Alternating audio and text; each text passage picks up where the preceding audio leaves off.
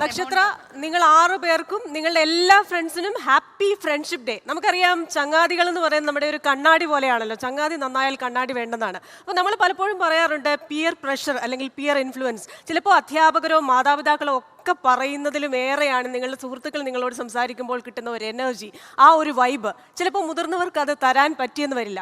അതുകൊണ്ട് തന്നെ പോസിറ്റീവായിട്ട് ഈ ഹാപ്പി ഫ്രണ്ട്ഷിപ്പ് ഡേ എന്ന് പറയുന്ന ഒരു കോൺസെപ്റ്റ് കേട്ടില്ല. അപ്പോൾ പോസിറ്റീവ് വൈബിലേക്ക് നമ്മുടെ ആ ചങ്ങാത്ത കൂട്ടത്തെ കൊണ്ടുവരാൻ നിങ്ങളുടെ ഫ്രണ്ട്സിന് ഏത് രീതിയിൽ ഇൻഫ്ലുവൻസ് ചെയ്യാൻ പറ്റുമെന്നാണ് നക്ഷത്ര വിചാരിക്കുന്നത്?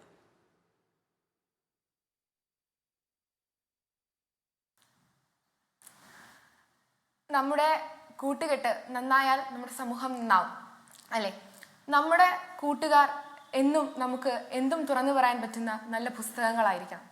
നമ്മുടെ കൂട്ടുകാര് നമ്മളോട് ഒരു ചീത്ത കാര്യം പറഞ്ഞാൽ അല്ലെങ്കിൽ എന്തിനെങ്കിലും ഇൻഫ്ലുവൻസ് ചെയ്താൽ അത് ചീത്തയാണ്, അതിലേക്ക് പോവരുത് എന്ന് പറഞ്ഞ് അവരെ മറിച്ച് നമ്മുടെ നല്ല പാതയിലേക്ക് കൊണ്ടുവരാൻ ഉള്ള മനസ്സ് എല്ലാ കുട്ടികളിലും ഉണ്ടാവണം.